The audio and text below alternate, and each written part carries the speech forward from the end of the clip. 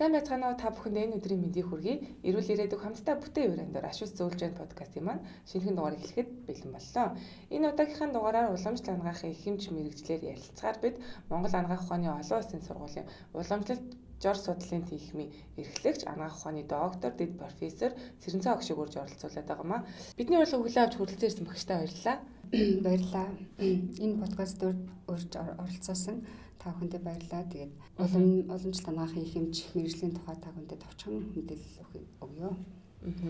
За уламжлалт анагаахын их хэмж мэрэгжил маань болохоор 6 жил сурдаг байгаа. Тэгээд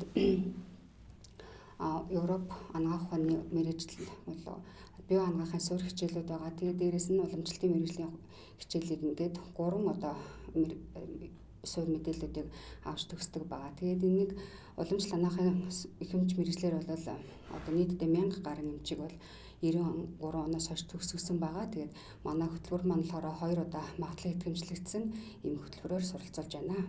Тэгэхээр хөшөө одоо ингээд энэ хөтөлбөр энэ мэрэгжил маань бусад мэрэгжлээс ялгарх онцлог одоо бусад их хэмж гээд бас байдаг штэ. Тэрнээс ялгарх онцлог нь юу гэдэг юм бэ?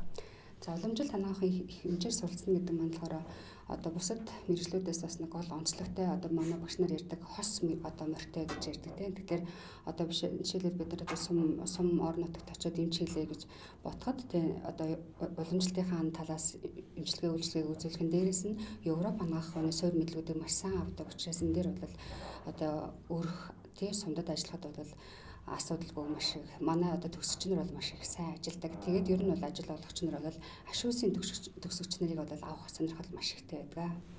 Манай сургуулийн төгсөгчдийг авах дуртай байдаг гэж хэллээ шүү дээ агшаа тий. Тэгэхээр эрэлт хэрэгцээ өндөр байна агшаа энэ мэрэгчлэр төгсөөд. Тийм уламжлалт анагаахын хэмжээр суралцсан хүмүүс бол эрэлт хэрэгцээ маш өндөр байдаг. За тэрнээсээ гадна одоо манайхаар төгссөн эмчнэр бол цаашаага бас нарийн мэрэгчлээс суралцах боломжтой байдаг те сэргээн засах сэтгэц за тэгээд гэмтэл гэх мэтээр 6 одоо нөхөн сэргээх гэх мэтээр 6 чиглэлээр бас нарийсаад бас Европын дотор гэх мэтээр одоо нарийсаж одоо өөр чиглэлээр бас суралцах боломжтой байдаг. Тэгэхээр нөгөө Европ анагаах бие анагаах суурь хичээлүүд дээрс нь Европын хичээлүүд их сайн ордог учраас энд шилжин одоо суралцахад бол асуудалгүй байдаг манай төгсөгч нар л. Яг энэ мэрэгчлэр төгсөөд ямар ажлын байран дээр албан тушаал дээр ажиллах боломжтой юм бэ? За манай сургуулийн уламжлалт анагаахын их хэмж гэсэн мэрэгчлэр төгсөөсөд болохоор одоо 2 3 дахь шаталд бол уламжлалт анагаахын их хэмж гэсэн одоо юунд дээр албан тушаал дээр ажилладаг. За тэгээ бас нөгөө 2010 онд гаргасан уламжлалт анагаах ухааны хөтөлбөрөөр бол одоо сум болон дүүрэгт өрхийн эмнэлэгт одоо уламжлалт анагаахын их хэмж одоо ажиллах хэвээр ажиллах юу нөхцөлөд бүрдүүлэх хэвээр. За мөн дэлхийн эрүүл мэндийн байгууллагад бол уламжлалт анагаах ухааныг бол одоо нөгөө анхан болон шатанд бол одоо нөгөө хэрэгжүүлэх одоо аюулгүй одоо хүртээмжтэй хэрэглээг одоо нэвтрүүлэх гэсэн бол дэлхийн эрүүл мэндийн Аз намханлаа баруун эргийн бүсийн одоо барьж байгаа стратегид бол байдаг. Тэгэхээр уламжлалт анагаах ухааны одоо аюулгүй хүртээмжтэй хэрэглээг одоо өргөжүүлэх за мөн одоо алсын хараа 2050 болохоор уламжлалт анагаах ухааныг одоо брэнд болгоно гэсэн одоо энэ зорилтуудад бол тусгасан одоо маш одоо ирээдүйтэй мэрэгжил гэж харагддаг. Тэгэхээр агшаа одоо энэ мэрэгчлэр суралцъя гэж бодож байгаа сурагчид маань ямар хичээлээр элэлтийн ерхий шалгалт өгөх вэ? За энэ жил одоо уламжлалт анагаахын их хэмж мэрэгжлийг сонгож суралцах хүмүүс маань болохоор хим биолог гололж байгаа. Тэгээд дээрэс нь болохоор физик, математик гэдэг хичээлүүд маань болохоор аль одоо өндөр оноотойгоо тооцоолох боломжтой болж уранд маань өөрчлөлт орсон байгаа.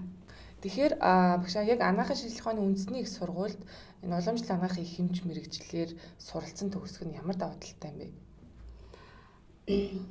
Анагаахын шинжилгээ ухааны үндэсний сургуульд одоо уламжлалт анагаах ухааны хэмжээр сурсан одоо манай төгсөгч нар бол маш сайн ажилдаг. Одоо гадаад орнуудад жишээлбэл Оросын албаны улс за Фош гэдэг Европ руу бол уламжлалт анагаах ухааныхаа хэмжээр ажиллаж байгаа. За мөн одоо магистр доктортой бол суралцдаг. Тэгээд маш олон оронд бол манай төгсөгч нар бол амжилттай ажиллаж байгаа. Мэргэжлийн маань ер нь цаашдын ахиж дэвших боломж нь хэр байд юм болоо? Түрүүн би бас хэлсэн нөгөө цаашдаа Европын одоо 6 мэргэжил рүү хөрөх боломжтой байгаа. За дээрэс нь болохоор магистр за доктор гэдэг төгсөлтийн сургалтаа суралцж болж байгаа мөн. За төгсөлтийн дараах сургалтаар болохоор уламжлалт анагаахыг их хэмж зүйт үнд заслын эмчгээд үндсэн одоо мэрэгчлэр яаж за тэрнээс гадна бас төрөлцсөн нарийн мэрэгчлэр гээд одоо уламжлалтын эмэгтэйчүүдийн эмч, уламжлалтын хүүхдийн эмч, за уламжлалтын мэдрэлийн эмч гэх мэтээр төрөлцсөн одоо 8 мэрэгчлэр шинэ одоо юу батлагдаад явж байгаа. Тэгэхээр агшаа подкастын төгсгөлд та нийт 12 дугаар ангид төгсөж байгаа сурагчдаа зориулаад тэдэнд үг хэлж өгөөч агшаа.